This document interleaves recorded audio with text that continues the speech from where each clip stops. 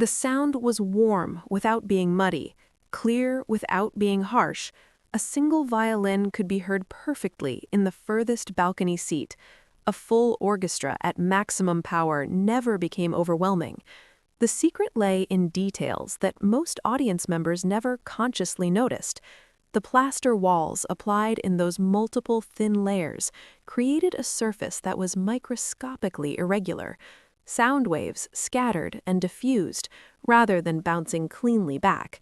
The slightly angled walls prevented standing waves. The curved ceiling distributed reflections evenly. The air gap beneath the wooden floor added resonance without boom. Every element worked together in ways that Tutill had theorized but could not fully predict. What made the achievement more remarkable was that Tutill had accomplished it through empirical observation and practical experimentation, rather than advanced physics. The mathematical understanding of acoustics in 1891 was primitive compared to modern knowledge. Tutill had measured European halls, noted what worked, discarded what failed, and synthesized his own principles. His methods were part craft, part intuition, part luck. The result was perfection that later generations of acousticians, armed with computers and sophisticated analysis, would struggle to replicate. The building itself was elegant, but not ostentatious. The exterior featured buff-colored brick with Renaissance-style arched windows. The entrance on 57th Street was marked by a 3-story arch, dignified rather than grand. Inside, the main hall was finished in cream and gold, with 5 tiers of seating rising steeply from the orchestra level. The stage was framed by a proscenium arch, behind which those sliding doors could reveal additional seating when needed. Carnegie had wanted a hall that served music, not a monument to his ego. His name appeared nowhere on the building's exterior when it opened. The simplicity was deliberate. This was a workshop for artists, not a palace for patrons. In the months following opening night, the hall established the pattern that would define it for decades. The New York Symphony Society and the Oratorio Society became resident organizations, performing regularly throughout each season. But the hall also welcomed visiting orchestras, touring soloists, chamber ensembles, and eventually even popular entertainers. Carnegie had built it to serve all music, not merely the most rarefied classical repertoire. The legends came quickly. In November 1891, Ignace Jan Paderewski made his American debut at Carnegie Hall. The Polish pianist had conquered Europe, but remained unknown in America. His first New York recital changed that instantly. Contemporary accounts describe audience members weeping openly, rushing the stage after the final notes, demanding encores until nearly midnight. Paderewski would return to Carnegie Hall repeatedly over the next 4 decades, each appearance an event. Gustav Mahler conducted the New York Philharmonic at Carnegie Hall beginning in 1909. The Austrian composer-conductor was in the final years of his life, struggling with heart disease and personal tragedy. But his performances at Carnegie Hall during those last seasons created memories that survived generations. Musicians who heard him there as children would describe the experience decades later with undimmed reverence. Enrico Caruso sang at Carnegie Hall repeatedly between 1904 and 1920. The Italian tenor was the most famous operatic voice of his era, commanding fees that made him wealthy beyond any singer before him. He could have performed anywhere. He chose Carnegie Hall for his New York concert appearances because the acoustics allowed him to sing with full power without forcing his voice. The hall enhanced rather than fought the natural resonance of his instrument. Sergei Rachmaninoff gave his American piano debut at Carnegie Hall in November 1909. He performed his Piano Concerto No. 2, the work that had restored his confidence after a nervous breakdown. The audience received it with enthusiasm that surprised the composer, who had arrived in America uncertain of his reception. He would return to Carnegie Hall more than 40 times over the next 3 decades, considering it his American home. Arturo Toscanini conducted the New York Philharmonic at Carnegie Hall from 1926 to 1936. The Italian maestro was a tyrant at rehearsals, demanding perfection from every musician. but audiences experienced only the results of that obsessive preparation. His interpretations of Beethoven, Brahms, and Verdi set standards that subsequent conductors measured themselves against. The hall accommodated every musical style with equal grace. Jazz found a home there beginning in the 1930s. Benny Goodman's 1938 concert, featuring Count Basie and members of the Duke Ellington Orchestra, demonstrated that Carnegie Hall could serve swing music as perfectly as symphony. The event marked jazz's acceptance into mainstream American culture, the music of Black America validated by performance in the temple of European classical tradition. Carnegie himself attended regularly until his death in 1919. He maintained a private box and rarely missed performances by artists he admired. He reportedly wept openly during particularly moving concerts, unashamed to show emotion in public.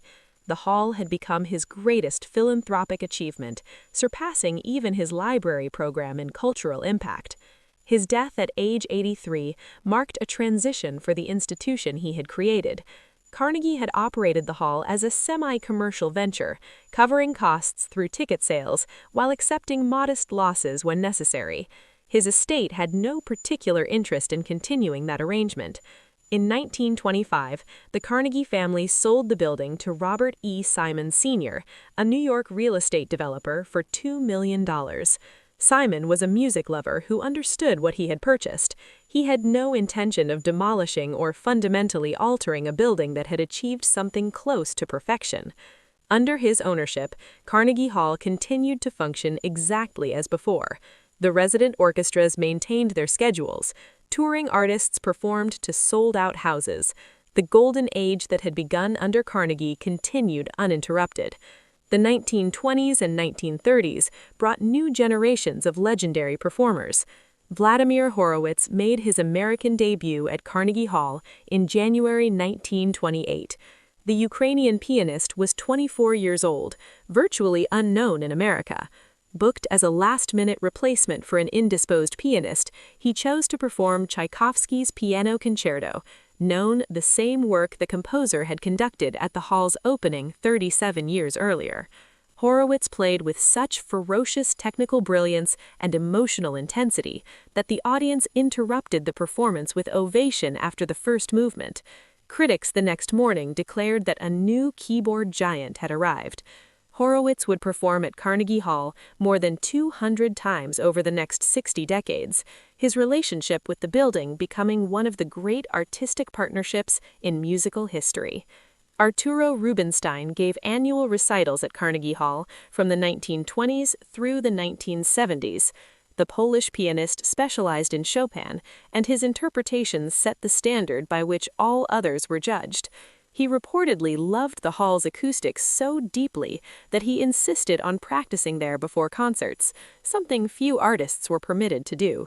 The maintenance staff would open the building for him at odd hours, allowing him to sit alone on the stage and listen to how his instrument spoke in that particular space. Marian Anderson sang at Carnegie Hall in 1928, one of the first African-American classical singers to perform there. She returned repeatedly throughout her career, each appearance a statement about artistic excellence transcending racial barriers. Her 1939 Carnegie Hall concert, which came shortly after the Daughters of the American Revolution had barred her from Constitution Hall in Washington, demonstrated that at least some American institutions valued talent over prejudice. The hall adapted to changing musical tastes without losing its essential character. Jazz became a regular part of the programming. Duke Ellington and his orchestra performed there numerous times, beginning in the 1930s. Billie Holiday sang at Carnegie Hall in 1946 and again in 1948, her voice filling the space with the same intimacy it brought to small clubs. The acoustics that served Beethoven symphonies also served the blues. Folk music found acceptance there as well. Pete Seeger, Woody Guthrie, and Leadbelly all appeared on the Carnegie Hall stage during the 1940s. The hall that had once represented European high culture was becoming something more democratic, a venue that honored all forms of serious musical expression. But the building's finances were becoming problematic. Robert E. Simon Sr. died in 1935. His son, Robert E. Simon, Jr., inherited the property along with the complexities of maintaining a 40-year-old structure in Manhattan's increasingly valuable real estate market. Maintenance costs were substantial and rising. The building required constant attention. Plaster needed repair. The area near 57th Street was largely undeveloped, considered too far north for serious cultural institutions. Critics predicted the hall would fail simply because audiences would refuse to travel to such a remote location. Carnegie ignored them. He had learned from his railroad investments that neighborhoods followed infrastructure. The elevated trains were extending northward. Central Park's success had made the Upper East Side desirable. The West Side would follow. He was building not for 1887, but for the New York that would exist in 1900 and beyond. For the architect, Carnegie made an unusual choice. He selected William Burnet Tutill, a relatively unknown designer who had built a few private homes and church buildings, but nothing on this scale. Tuttill's advantage was his passion for acoustics. He had studied concert halls across Europe, measured their dimensions, analyzed their materials, and developed theories about how sound behaved in enclosed spaces. Carnegie wanted acoustic perfection above architectural grandeur. Tutill promised to deliver it. Construction began in 1889. Tutill designed the building in the Italian Renaissance style, though stripped of excessive ornamentation. The focus was function, not decoration. Every decision served acoustic perfection. The site measured 150 feet on 57th Street and 200 feet on 7th Avenue. Tutill organized the structure around a main auditorium capable of seating approximately 2,800 people, with a smaller recital hall and several chamber music rooms occupying the upper floors. The main hall's dimensions were calculated with obsessive precision. Tutill had concluded from his European research that certain proportions produced superior sound. He designed a shoebox shape, roughly 150 feet long, 115 feet wide, and 60 feet from floor to ceiling at its highest point. The walls were never parallel. Tutill angled them slightly to prevent sound waves from bouncing directly back and forth, which would create dead spots and echoes. The ceiling was not flat, but gently curved, shaped to diffuse sound evenly throughout the space. Every surface was covered in plaster mixed to a specific formula that Tutill believed would absorb and reflect frequencies in ideal balance. The stage was relatively shallow by modern standards, designed for orchestras of 80 to 100 musicians. Behind the performers, Tutill installed massive sliding doors that could be opened to reveal additional seating in what was called the dress circle. This architectural feature would later prove crucial during the hall's opening week, when demand for tickets exceeded all expectations. Tutill paid extraordinary attention to materials. The plaster for the walls and ceiling was mixed from lime, sand, and horsehair, according to a formula he developed himself. The proportions were carefully guarded. Workers applied it in multiple thin layers rather than a single thick coat, creating a surface that was simultaneously hard and slightly porous. This combination, Tutill believed, would allow the hall to breathe acoustically. The floor was wood over a crawl space that left an air gap beneath the audience. This would prevent sound from being absorbed into the earth below. The seats were upholstered in a particular fabric selected for its acoustic properties, firm enough to reflect some sound even when occupied, soft enough to avoid creating harsh echoes when empty. The construction budget was approximately $1.1 million, an enormous sum for the era. Carnegie paid it without complaint. When contractors proposed cost-saving measures, Tutill rejected them if they compromised acoustics. Carnegie supported his architect completely. He was building for immortality, not quarterly profits. The name chosen was simply Music Hall, though newspapers immediately began calling it Carnegie Music Hall or Carnegie Hall. The formal corporate name was the Music Hall Company of New York. Carnegie held the majority of shares, but structured it as a business venture rather than pure philanthropy. He expected the hall to generate revenue sufficient to cover operating costs, though not necessarily to return his investment. By early 1891, the structure was complete. Tutill had created something unprecedented in American architecture. Whether his acoustic theories would prove correct remained to be seen. The hall had never been tested with a full orchestra and audience. Everything was speculation and calculation until opening night. For that crucial first performance, Carnegie wanted the most prestigious musical figure available. His choice was Pyotr Ilyich Tchaikovsky. Tchaikovsky was 50 years old in 1891, at the height of his fame and creative powers. His symphonies and ballets had conquered European audiences. He was recognized as one of the greatest living composers, but he had never visited America. He disliked travel, struggled with depression and anxiety, and generally avoided public appearances beyond conducting his own works. Carnegie's emissaries approached in early 1890 with an extraordinary offer. He would receive $2,500 to conduct 5 concerts in New York during the hall's opening festival, plus travel expenses for himself and his entourage. In today's currency, that fee would exceed $75,000. It was an offer calculated to overcome any reluctance. Tchaikovsky accepted, though his private letters revealed deep anxiety about the journey. He sailed from France in late April 1891. Arriving in New York on April 27, 1891, the city overwhelmed him. He found Americans brash and exhausting, their cities too loud, their pace too frantic, but he was moved by their genuine enthusiasm for serious music. The opening night was scheduled for May 5, 1891. The program would feature Tchaikovsky's own compositions, including the American premiere of his Marche Solennelle, written specifically for the occasion. The New York Symphony Society and the Oratory Society of New York would provide approximately 300 performers. Tickets sold out within days of being released. The event had captured public imagination beyond the usual classical music audience. This was history being made, America announcing itself as a serious participant in world culture. Fashionable New York prepared to travel to the remote northern location to witness it. The afternoon before opening night, Tchaikovsky attended the final rehearsal. The orchestra assembled on the untested stage. Tutill watched nervously from the rear of the hall. When the first notes sounded, Tchaikovsky reportedly stopped conducting and simply listened. The acoustic perfection that Tutill had calculated, measured, and built was real. The sound was clear and warm and balanced.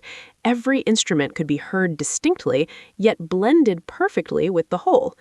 Pianissimo passages carried to the furthest seats without amplification. Fortissimo swells had power without harshness. The hall worked. On the evening of May 5, 1891, approximately 2,800 people filled every seat. Carnegie himself sat in a box with his new wife, Louise Whitfield, whom he had married the previous year. Walter Damrosch, whose advocacy had helped initiate the entire project, was in the audience. New York's social and cultural elite had made the journey uptown to witness it. Tchaikovsky walked onto the stage at approximately 8:15 p.m. The audience rose in ovation before a single note was played. The composer bowed, turned to his orchestra, and raised his baton. The opening night program included his Marche Solennelle, the Coronation March from the Maid of Orleans, and selections from the Nutcracker, which had not yet premiered in Russia. Contemporary accounts describe the audience's reaction as ecstatic. The hall's acoustics exceeded even the most optimistic predictions. Critics who had dismissed the location now praised Carnegie's vision. The skeptics had been proven wrong on every count. Tchaikovsky conducted 4 more concerts during the opening festival, each to sold-out audiences. His presence had legitimized the new hall in a way no American musician could have achieved. When he departed New York on May 21, 1891, he left behind an institution that had instantly become essential to the city's cultural life. The genius of Tutill's design became clearer with each performance. Musicians who had played in halls across Europe declared Carnegie Hall acoustically superior to most of them. In 1960, the most beloved concert hall in America faced execution by its own city government. Carnegie Hall, where the greatest musicians of 70 years had performed, where acoustic perfection had been achieved through methods still not fully understood, where American culture had been elevated beyond measure, would fall to a developer's wrecking ball. The sale was completed, the replacement tower was designed, the demolition date was set. New York City was preparing to destroy what it could never rebuild. Then, Isaac Stern began organizing a rebellion. Musicians, conductors, and ordinary citizens who understood what was at stake mounted a campaign that would reshape how America protected its cultural heritage. This is the story of Carnegie Hall and the last-minute rescue that saved an irreplaceable masterpiece. Andrew Carnegie was born in November of 1835 in Dunfermline, Scotland, in a one-room weaver's cottage where his entire family lived and worked. His father, William, operated a hand loom in the front room, producing damask linen for wealthy clients. His mother, Margaret, mended shoes to supplement the household income. The Carnegies were poor, but William's skilled craft provided modest security. Then, the power loom arrived in Scotland. Within a few years, mechanization destroyed the hand loom trade entirely. William Carnegie found himself without work, without prospects, watching his family sink toward destitution. In 1848, when Andrew was 12 years old, the Carnegies made the decision that millions of desperate Europeans were making. They would immigrate to America. The family borrowed money for passage and sailed to New York, then traveled inland to Allegheny, Pennsylvania, where Margaret's sisters had settled. They arrived with almost nothing. Andrew's first job in America was in a cotton mill, working 12-hour shifts 6 days a week as a bobbin boy. He earned $1.20 per week. He was 13 years old. The work was brutal and mindless, but Andrew possessed something that would define his entire life, ambition that bordered on desperation. He taught himself double-entry bookkeeping at night. He memorized the faces and names of Pittsburgh's business elite. When a position opened for a telegraph messenger boy, he applied immediately and was hired at $2.50 per week. The telegraph office changed everything. Young Carnegie delivered messages to railroad executives, bank presidents, and iron manufacturers. He made himself indispensable, arriving early and staying late. When the telegraph operators took breaks, he taught himself to translate the clicking sounds into words. Within a year, he was one of the fastest telegraphers in Pittsburgh. In 1853, Thomas Scott, superintendent of the Pennsylvania Railroad's Western Division, hired Carnegie as his personal secretary and telegraph operator. The salary was $35 per month, a fortune compared to the cotton mill. More importantly, Scott became Carnegie's mentor, teaching him how capital worked, how investments multiplied, how men with vision could transform modest savings into substantial wealth. Scott encouraged Carnegie to make his first investment in 1856, 10 shares of Adams Express Company at $500 total, purchased with money borrowed from a local banker. When the first dividend check arrived, Carnegie reportedly stared at it in disbelief. Money earned from owning something, not from labor. The concept revolutionized his understanding of how fortunes were built. Carnegie began investing in oil, iron, railroads, bridge companies. He worked for the Pennsylvania Railroad through the Civil War, managing military transportation for the Union, but increasingly his investments demanded attention. In 1865, at age 29, he resigned from the railroad to focus entirely on his business ventures. His income that year from investments exceeded $50,000. The fortune came from steel. Carnegie recognized that America's industrial expansion would require unprecedented quantities of iron and steel for railroads, buildings, bridges, machinery. He purchased ironworks, built blast furnaces, integrated operations from raw materials to finished products. He drove costs down relentlessly through vertical integration and technological innovation. By the 1880s, Carnegie Steel was the largest and most profitable steel company in America. But Carnegie was different from other industrial titans. While men like Rockefeller and Morgan accumulated wealth with single-minded focus, Carnegie developed a peculiar philosophy about money that would shape the rest of his life. He believed that dying rich was dying disgraced. In 1889, he published an essay titled The Gospel of Wealth in the North American Review. The argument was revolutionary for its time. Wealthy men, Carnegie wrote, were merely trustees of their fortunes. They held capital temporarily to be administered for the benefit of the community. The essay made Carnegie famous beyond business circles. It also made him a target for critics who pointed out the contradiction between his stated philosophy and his business practices. Carnegie Steel crushed competitors, fought unions brutally, and extracted every possible advantage from workers and suppliers. The man who preached social responsibility operated one of the most ruthless enterprises in America. Carnegie seemed genuinely troubled by this contradiction. He began distributing his wealth while still actively building his fortune. Libraries became his signature cause. Between 1883 and 1929, Carnegie money would fund the construction of 2,509 libraries across the English-speaking world. Among his lesser-known passions was music. Carnegie could not read musical notation well, he had no formal training, but he worshipped great performers with the fervor of a convert. He attended concerts whenever business allowed, traveled to Europe specifically to hear legendary musicians, and mourned that America lacked venues worthy of the world's finest artists. In the 1880s, New York City possessed no permanent home for its orchestras. The Metropolitan Opera House, opened in 1883, served opera exclusively. The Academy of Music on 14th Street was too small and acoustically flawed. Visiting orchestras and soloists performed in rented halls, theaters, and churches, none designed specifically for symphonic music. For a city that considered itself America's cultural capital, this was an embarrassment. The idea of building a great concert hall apparently emerged during conversations between Carnegie and Walter Damrush, conductor of the New York Symphony Society. Damrush had been pleading for years for a proper venue. Carnegie listened, calculated, and made a decision that surprised even his closest associates. He would finance the construction of a concert hall that would surpass anything in America and rival the finest halls of Europe.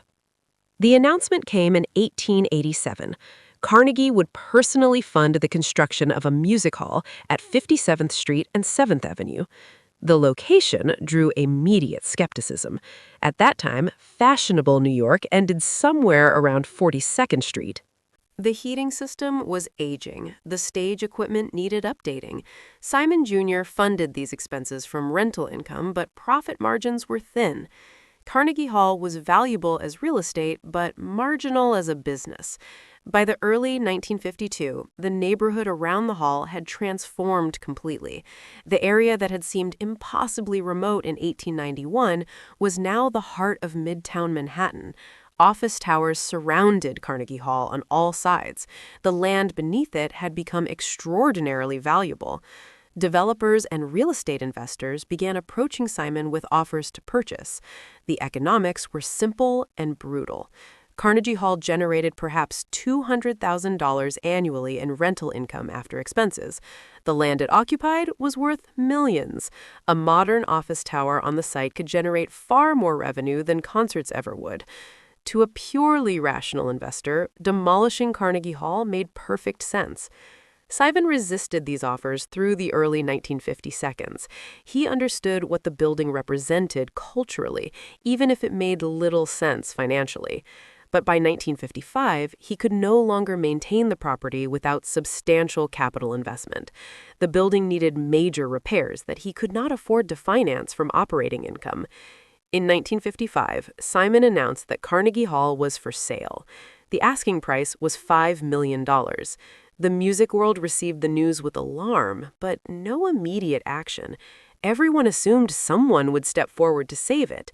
Carnegie Hall was too important to lose. Surely the city would intervene, or a wealthy patron would emerge, or some solution would materialize. No one stepped forward. By early 1956, a commercial developer had made an offer that Simon felt obligated to accept. The buyer intended to demolish the building and construct a modern office tower. The plan was entirely legal. Carnegie Hall had no special protection under city or state law. It was simply private property whose owner had chosen to sell to the highest bidder. The announcement that Carnegie Hall would be demolished generated newspaper headlines and editorial condemnation, but outrage alone could not save the building. New York in the 1950s was in the grip of what was called urban renewal, a philosophy that treated old buildings as obstacles to progress. The master of this movement was Robert Moses, the unelected but enormously powerful urban planner who had shaped New York's development for 3 decades. Moses believed that cities needed to be rebuilt constantly to remain economically viable. Old structures, no matter how beautiful or historically significant, had to be sacrificed when they stood in the way of modernization. He had overseen the destruction of neighborhoods across the city, displacing tens of thousands of residents to make room for highways, housing projects, and commercial development. Carnegie Hall was exactly the kind of building Moses considered expendable. It was old, it served a limited audience, it occupied valuable land. The fact that it was acoustically perfect and culturally irreplaceable did not factor into his calculations. Progress required sacrifice. The threat to Carnegie Hall was not unique. Across America, cities were demolishing historic structures at an unprecedented rate. Penn Station in New York, a Beaux Arts masterpiece that had served as the city's grand railroad terminal since 1910, would be torn down in 1963 to make way for the current Madison Square Garden. The loss of Penn Station would eventually galvanize the historic preservation movement, but that awakening came too late to save it. Carnegie Hall faced the same fate. Without legal protection, without government intervention, without a buyer willing to preserve it, the building would fall. The wrecking crews were being scheduled. The replacement tower was being designed. The countdown had begun. The musicians mobilized first. Leonard Bernstein, who had conducted at Carnegie Hall countless times, began making phone calls to wealthy patrons and city officials. He understood what was at stake, not just aesthetically, but practically. The New York Philharmonic performed most of its concerts at Carnegie Hall. If the building vanished, the orchestra would have nowhere to play. Vladimir Horowitz added his voice. The pianist, who had performed there more than any other living artist, wrote letters to newspapers and spoke to anyone who would listen. Carnegie Hall, he insisted, was not merely a building, it was an instrument as carefully crafted and irreplaceable as any Stradivarius violin. But the most effective advocate proved to be Isaac Stern. The violinist had performed at Carnegie Hall regularly since his debut there in 1943. He knew the building intimately, understood its acoustics, and recognized that nothing built with modern methods could replicate what Tutill had achieved through 19th century craftsmanship and intuition. Stern began organizing a campaign to save the hall in early 1960. He was 39 years old at the peak of his career and influence. He contacted every musician he knew who had performed at Carnegie Hall. He reached out to conductors, composers, and music educators. He enlisted the support of the American Federation of Musicians. He appeared on radio and television programs, making the case that New York was about to commit cultural vandalism. The argument Stern made was both aesthetic and practical. Acoustically perfect concert halls were vanishingly rare. Modern architects and engineers, despite advanced technology, consistently failed to create spaces with the warmth and clarity of the great 19th century halls. Carnegie Hall represented knowledge that had been partly lost, craftsmanship that could not be replicated. Once destroyed, it would be gone forever. Stern also appealed to civic pride. How could New York, which considers itself the cultural capital of America and arguably the world, demolish its greatest concert venue? What would visitors think when they learned that the city had torn down Carnegie Hall to build another anonymous office tower? The decision would become a permanent stain on New York's reputation. The campaign gained momentum through early 1960. Newspapers editorialized against the demolition. Musicians organized benefit concerts with proceeds dedicated to the rescue effort. Petitions circulated, gathering thousands of signatures. But none of this addressed the fundamental problem. Carnegie Hall was private property. Without a buyer willing to preserve it or government action to protect it, public sentiment meant nothing. The breakthrough came when Stern convinced city officials that Carnegie Hall should be purchased by the city of New York itself. The building would become a public asset, operated by a nonprofit corporation but owned by the municipality. This arrangement would ensure permanent protection while allowing professional management. The idea faced immediate obstacles. New York City in 1960 was not flush with money. The municipal budget was strained by the usual demands of schools, police, sanitation, and social services. Spending $5 million to purchase a concert hall seemed extravagant, particularly when many city neighborhoods lacked basic amenities. Robert Moses opposed the purchase. He argued that government should not be in the business of subsidizing concert halls for wealthy audiences. If Carnegie Hall could not survive commercially, its failure demonstrated that the market had rendered it obsolete. Spending tax money to preserve it was sentimentality masquerading as policy. But Stern had allies. Mayor Robert Wagner, facing re-election in 1961, recognized that saving Carnegie Hall would generate positive press and demonstrate cultural leadership. Governor Nelson Rockefeller, himself a patron of the arts, indicated support for state involvement if necessary. Several members of the city council and state legislature began drafting legislation that would authorize the purchase of Carnegie Hall by the city of New York. The legislative battle consumed most of 1960. Stern testified at hearings, describing the hall's irreplaceable acoustics and cultural significance.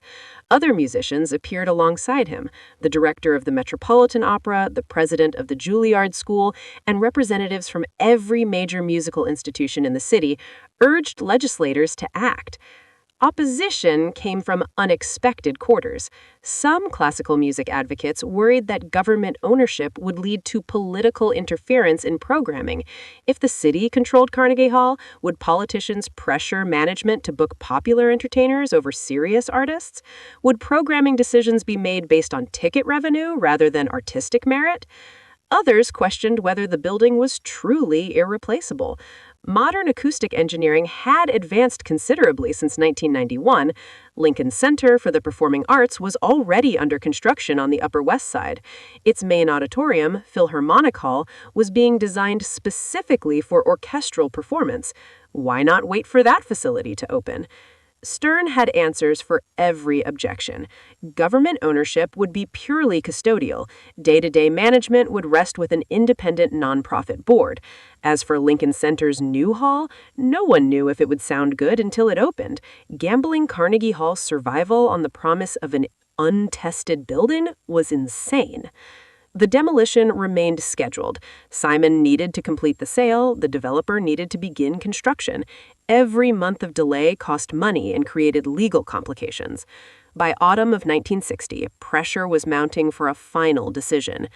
The critical moment came in April of 1960, when the New York State Legislature passed a bill authorizing the purchase of Carnegie Hall by the city of New York. The bill appropriated $5 million for the acquisition and established the Carnegie Hall Corporation, a nonprofit entity that would manage the facility on behalf of the city. Governor Rockefeller signed the legislation on May 20th, 1960. The building that had been weeks away from demolition was saved. The sale to the developer was canceled. Robert E. Simon Jr. received his $5 million from the city instead.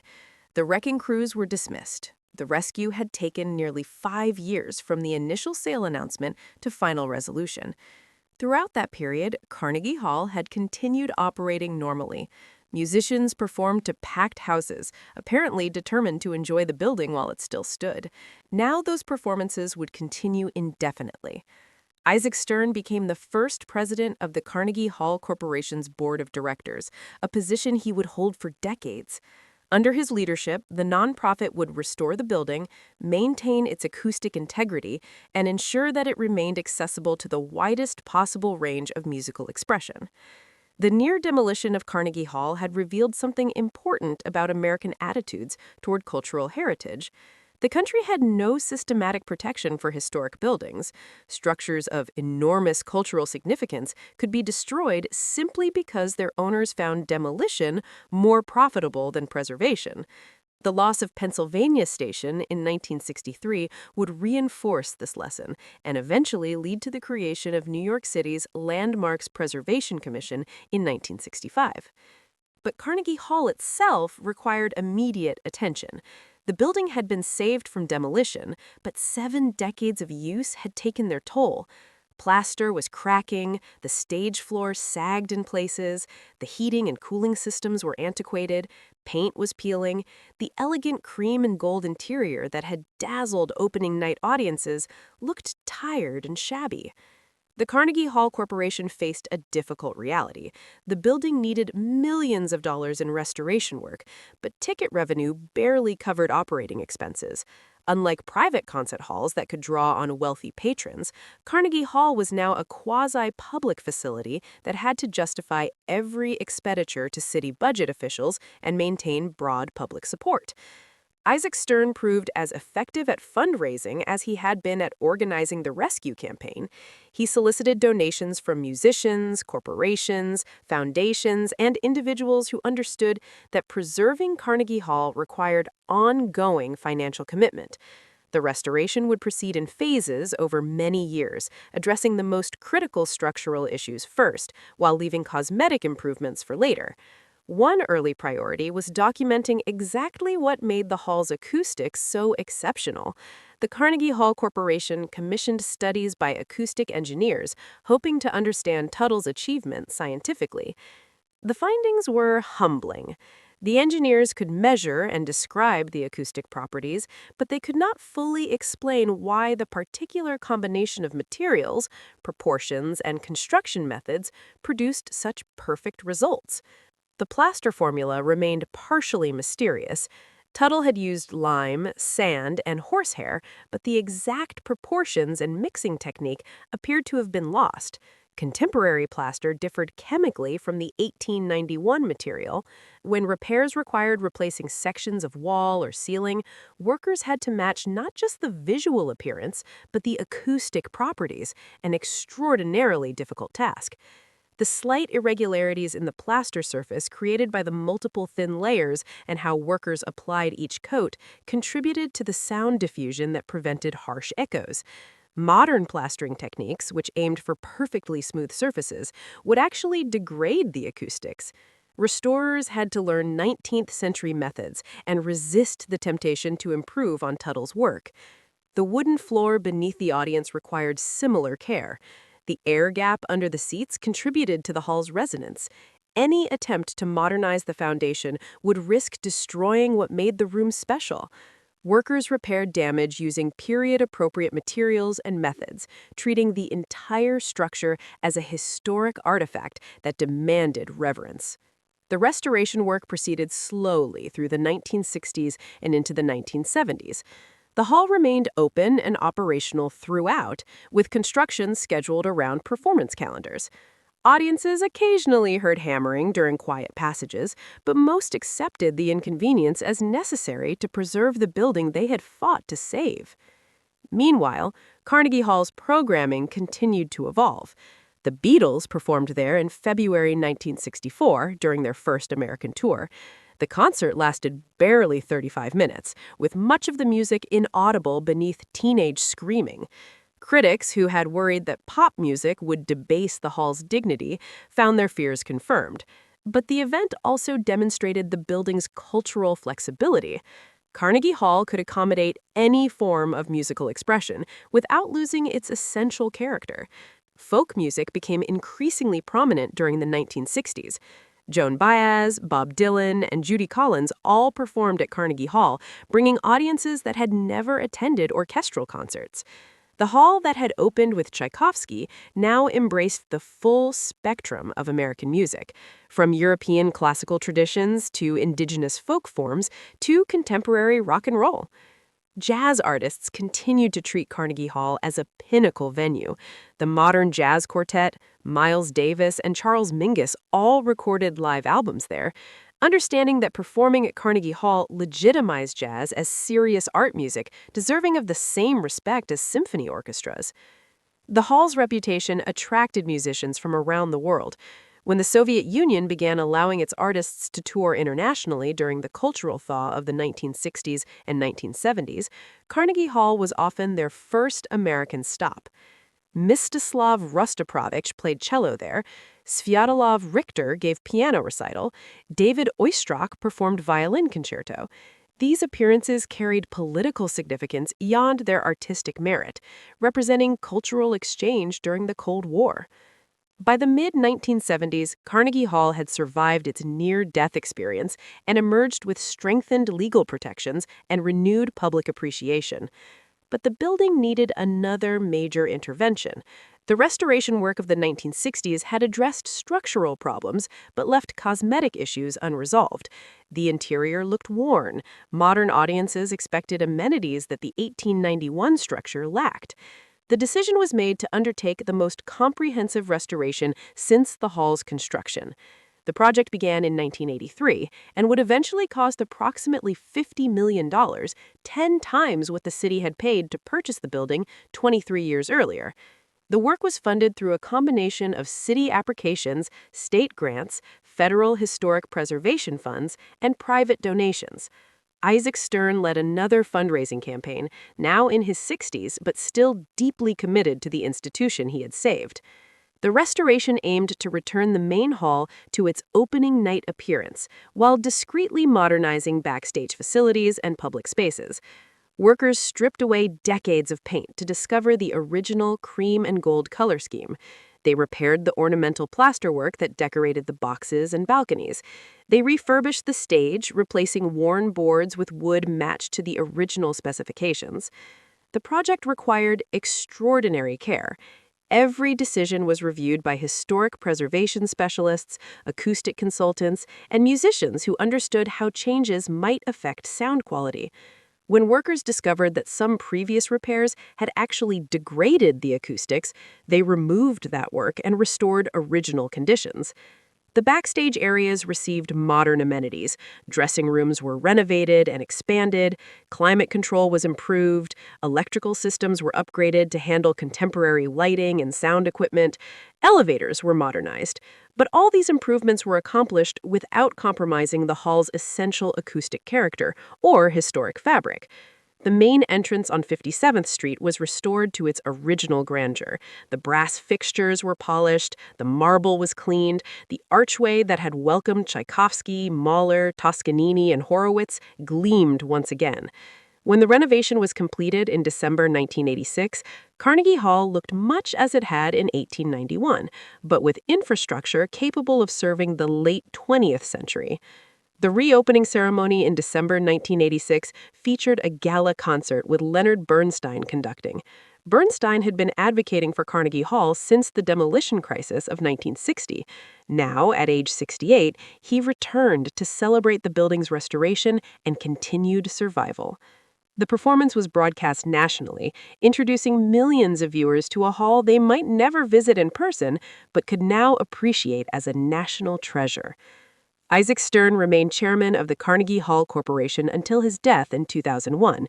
Under his leadership, the institution became financially stable for the first time in its history. The restoration had attracted renewed public interest, ticket sales increased, corporate sponsorships provided reliable revenue. The building that had nearly been demolished for financial reasons was now generating sufficient income to maintain itself without continuous crisis. Stern's commitment to Carnegie Hall went beyond administrative duties. He continued performing there regularly, his violin filling the space he had fought so hard to preserve. When asked why he had devoted so much energy to saving a single building, he reportedly said that some things once lost can never be recovered. Carnegie Hall was one of those things. The musicians who performed at Carnegie Hall during these decades understood they were participating in something larger than individual concerts. This was the stage where Horowitz had played his American debut, where Toscanini had conducted, where Bernstein had shaped American musical culture. Every performance carried the weight of that history, while also adding to it. Yo-Yo Ma gave recitals there regularly from the 1970s onward. The Tchaikovsky spoke of how the hall's acoustics allowed him to play with nuance and subtlety that would be lost in less refined spaces. Itzhak Perlman, Joshua Bell, and other violinists made Carnegie Hall a regular stop on their tours, treating it not as just another venue, but as a destination in itself. Popular musicians continued to see Carnegie Hall performances for the prestige they conferred. Judy Garland had sung there in 1961, one of her last great performances before her death in 1969. Frank Sinatra performed there multiple times. Liza Minnelli followed her mother onto the same stage. The Beatles had played there in 1964, and though their concert was chaos, it demonstrated that rock and roll had earned acceptance in spaces previously reserved for classical music. The 1990s brought renewed attention to Carnegie Hall's role in American cultural history. The building appeared in films and documentaries. Books were written about its architecture and the artists who had performed there. Tourists began adding it to their New York itineraries, not just to attend concerts, but simply to see the building itself. In 1997, Carnegie Hall received a National Medal of Arts, the highest official recognition of artistic excellence in the United States. The award acknowledged not just the building, but the institution it had become, the generations of musicians it had showcased, and its contribution to American cultural life over more than a century. The turn of the millennium found Carnegie Hall in perhaps the strongest position of its existence. The building was structurally sound, acoustically perfect, financially stable, and legally protected. The near demolition of 1960 had become a cautionary tale about what can be lost when economic considerations override cultural values. The rescue campaign, led by Isaac Stern, had created the template for preservation movements that would save countless other historic structures in the decades that followed. But questions persisted about why Tchaikovsky's acoustic design remained so difficult to replicate. Lincoln Center's Philharmonic Hall, renamed Avery Fisher Hall in 1973 and later David Geffen Hall, had opened in 1962 with high expectations. The architects and acoustic consultants had access to modern technology and scientific understanding far beyond anything available in 1891. Yet the hall's acoustics were widely criticized as muddy and unbalanced. Multiple renovations attempted to fix the problems, each time at enormous expense with mixed results.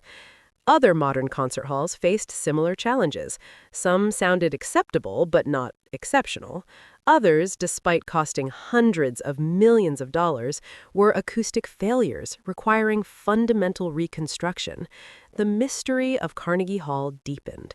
What had Tchaikovsky understood that modern experts did not? One theory focused on the plaster composition and application technique.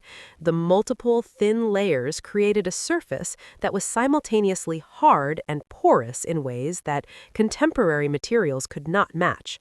The horsehair mixed into the plaster added structure and irregularity. The lime-based formula had properties that differed from modern gypsum plaster. But knowing these facts did not mean they could be replicated. The craft knowledge required had largely been lost. Another theory emphasized the proportions of the hall itself. Tchaikovsky had designed a shoebox shape with specific ratios of length to width to height. Those proportions had been derived from European halls that predated scientific acoustics. They were based on centuries of trial and error, folk knowledge passed from builder to builder.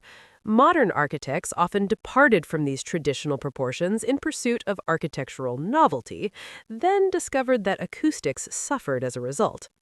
A third theory suggested that Carnegie Hall's perfection resulted from fortunate accidents. Perhaps the specific lumber used in the floor had unique resonant properties.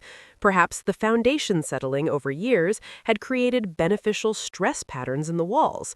Perhaps factors that Tchaikovsky never consciously controlled had combined to produce extraordinary results.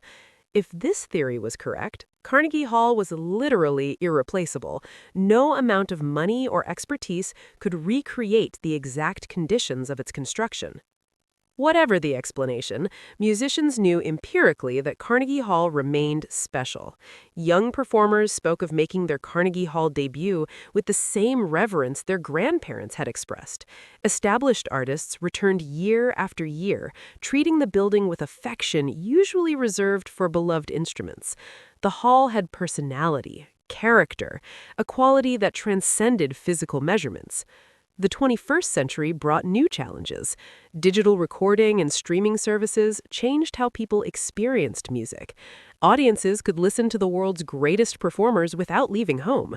Concert attendance declined across America as younger generations chose other forms of entertainment. Carnegie Hall, like all performing arts venues, had to justify its existence in an era when technology provided easier alternatives.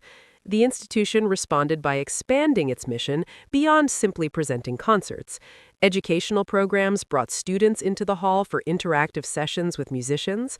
Community outreach initiatives made performances accessible to audiences who might not otherwise attend. Carnegie Hall became not just a venue, but an active participant in music education and cultural advocacy. The building underwent another significant restoration beginning in 2003. This project focused on areas that had been inaccessible during the 1982 renovation. Workers restored the Stern Auditorium, the main performance space, which had been named in 2003 to honor Isaac Stern following his death. The two smaller venues within the building, Zenkel Hall and Wild Recital Hall, also received attention. Zenkel Hall, opened in 2003, was constructed in space that had been closed off since the 1890s. The original recital hall beneath the main auditorium had been converted to a movie theater in the 1890s, then later used for other purposes before being abandoned. Architects excavated below street level, creating a flexible performance space for chamber music, contemporary works, and experimental programming. The new hall allowed Carnegie Hall to present a wider range of music, while preserving the main auditorium for traditional symphonic and solo performances. The legal protections established after the 1960 crisis proved essential as real estate values in Midtown Manhattan climbed to astronomical levels. The land beneath Carnegie Hall became some of the most valuable in the world. A developer purchasing the site today could theoretically build a tower, generating hundreds of millions in revenue, but landmark laws made demolition impossible. What Isaac Stern had fought for now had force of law behind it. In 2015, Carnegie Hall announced a comprehensive restoration and improvement project with a budget exceeding $230 million. The work would address infrastructure that had aged beyond practical repair, update accessibility features to meet modern standards, and enhance backstage facilities for performers. The project was planned to proceed in phases over more than a decade, with the hall remaining open throughout. The restoration required the same careful balance that had defined previous renovations. Modern building codes demanded upgrades to fire suppression systems, electrical infrastructure, and accessibility, but every change had to be evaluated for potential acoustic impact. Workers continued to treat the main auditorium as a fragile instrument that could be permanently damaged by careless modification. The plaster surfaces remained a constant concern. Small cracks appeared regularly and required repair using traditional techniques and materials. Finding craftsmen who understood 19th century plasterwork became increasingly difficult as those skills vanished from the construction trades. Carnegie Hall maintained relationships with specialized restoration firms capable of working with historic materials. Throughout these renovations and expansions, the acoustic perfection remained its defining characteristic. Musicians still spoke of performing there as uniquely satisfying. A pianist could play the softest pianissimo and trust that every note would reach the back row. An orchestra could build to thunderous fortissimo without the sound becoming muddy or harsh. Solo voices filled the space without amplification. The building still worked exactly as Tutill had intended 130 years earlier. The contrast with modern halls remained striking. In 2015, the new Whitney Museum of American Art opened in Manhattan with an auditorium designed by renowned architects using sophisticated acoustic modeling software. The space sounded acceptable, but not exceptional. That same year, Hamburg's Elbphilharmonie Concert Hall opened after years of construction delays and budget overruns totaling nearly $1 billion. The acoustics received mixed reviews, with some musicians praising them and others finding them problematic. Carnegie Hall, built for $1.1 million in 1891, continued to outperform venues that cost hundreds times more in inflation-adjusted dollars. The lesson seemed clear. Acoustic perfection required something beyond technology and money. It demanded craft knowledge, attention to detail, and perhaps an element of good fortune that could not be engineered or guaranteed. The building's significance extended beyond music. It had become a symbol of preservation's importance, proof that old structures could remain vital and relevant. The near demolition of 1960 and the successful rescue campaign had helped create America's historic preservation movement. The New York City Landmarks Preservation Commission, established in 1965, directly resulted from the loss of Pennsylvania Station and the near loss of Carnegie Hall. Today, thousands of buildings across America enjoy legal protection because activists followed the model Isaac Stern established.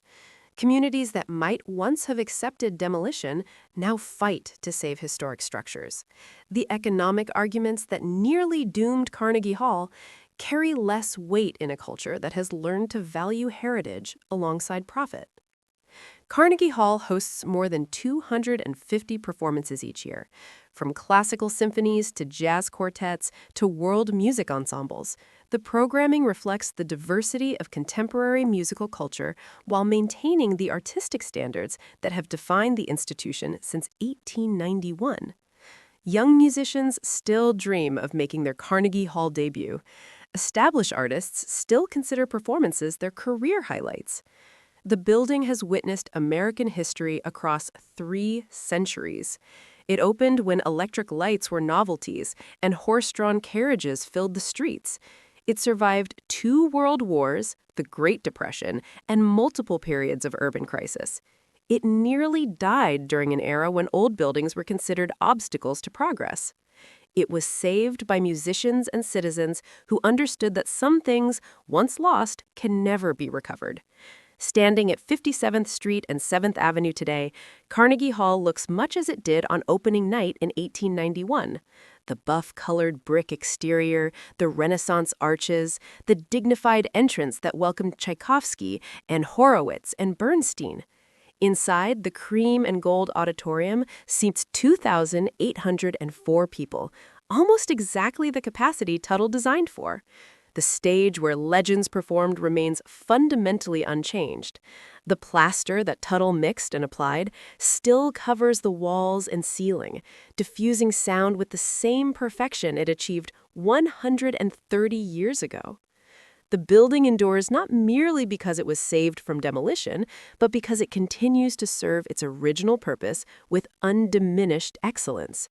Carnegie Hall is not a museum.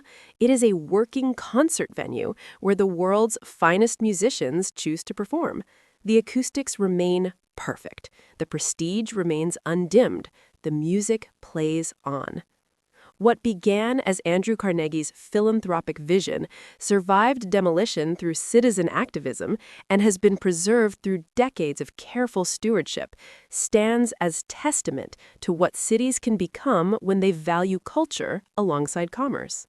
The hall that skeptics mocked for being too far from civilization became the center of musical culture. The building that developers wanted to demolish for profit is now legally protected as irreplaceable. Carnegie Hall's survival proves that preservation is possible when communities decide that some things matter more than money. The doors still open, the lights still shine, musicians still walk onto that stage and fill the hall with sound. And somewhere in the walls and ceiling and wooden floors, Tutill's acoustic genius continues to work its mystery, doing what modern technology cannot replicate, making Carnegie Hall what it has always been, the greatest concert hall in America, perhaps the right.